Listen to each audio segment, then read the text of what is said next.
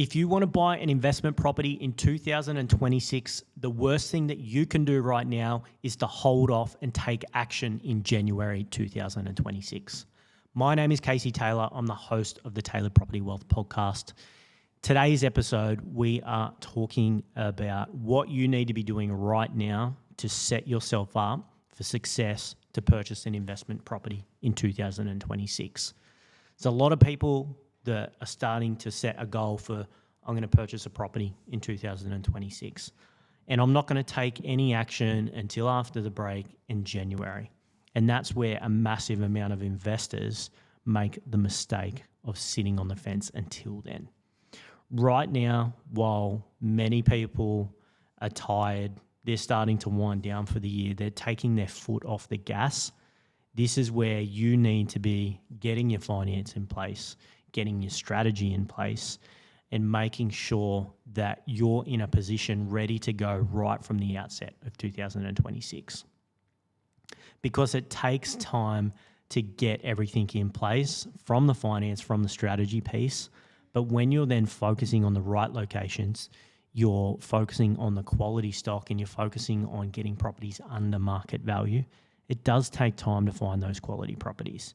You're not going to get your finance, get your strategy sorted, and find a property tomorrow. Yes, it's possible. However, it's going to take a little bit of time in most cases. But you also want to be getting ready now. So those listings coming through for the remainder of the year, you're actually competing with less people right now than you will be in early 2026. As a sophisticated investor and creating more opportunities for yourself, you need to be taking action and you need to be doing things, completing daily habits that the majority of people are not doing. If you do what the herd are doing, you're not separating yourself from the pack. This is what you need to do to be able to create those additional opportunities. Now, if between now and Christmas, you can get your finance sorted, you can get your strategy sorted, what will take place is there's many vendors out there that are now holding off on selling their property until January. So what will happen in January is there'll be more stock coming to market. Now, if you're only just starting to get the ball rolling on it in January once you're back, it might be just a couple of weeks into January and there's stock being released and you're not in a position ready to go. You're chasing your tail trying to get ready to go. You want your finance in place now, you want your strategy in place now, and you want to be starting to source and leading up into Christmas, taking advantage while the demand's not there, but take advantage of that new stock in quarter one in January 2026. And this is really where you want to work your database, work your relationships with those agents, because you can even start to prep what opportunities are coming through in January. Because the right agents out there might be saying, well, we've got a couple coming through for the remainder of the year, but we've got a number coming through in January. So you can go position yourself with the agent and say, hey, my pre-approval's ready to go. Those vendors might be open to knowing that there's a buyer there ready to go. But it also could be getting really sophisticated with your negotiations with the agent. Understand that vendor's motivation. You might be able to negotiate and get something under contract now, but delay the settlement until next year. The vendor's still getting their outcome, but you've now secured something in late 2025 while there isn't as much competition. So there's a lot of opportunity with being ready late in the year. We still have a lot of investors doing exactly this. They're getting their finance sorted now. They're getting the strategy sorted with us now so that we can take advantage towards the end of the year, but we're ready early into the new year also. This is just super important to be able to set yourself up for that success. If you don't know where to begin, the first step that you want to be doing is talking to a quality mortgage broker. You might be in a position where you've got your own occupied property, you've been thinking of doing something, but you're not really sure where to start. Get in contact with a good quality mortgage broker. If you don't know where to begin there, reach out to us. We can put you in touch with a quality mortgage broker. Make that introduction, get that finance sorted now.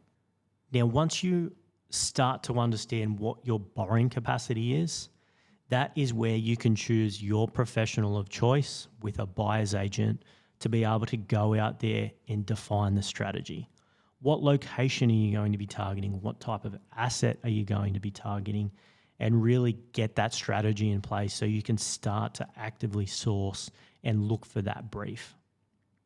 And yes, like I said, with the quality property under market value in those areas prime for growth, it's going to take a little bit of time, but that's why you want to be setting yourself up now to go early in 2026.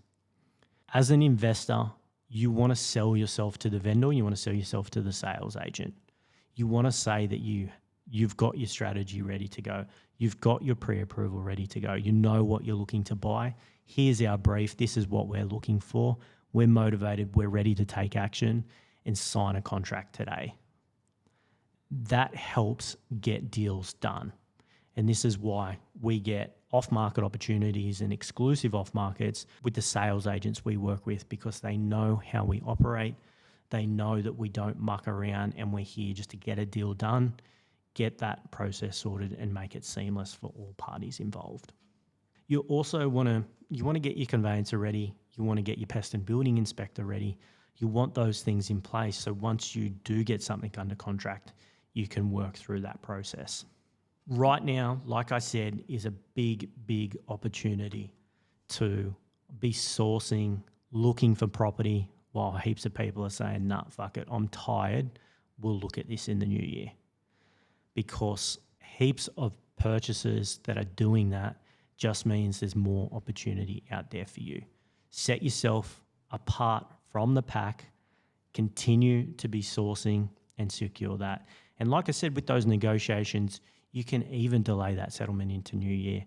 It might even be some of those finance clauses. Typically, you want to get those done in short periods of time, but you might be able to push that settlement out to the new year.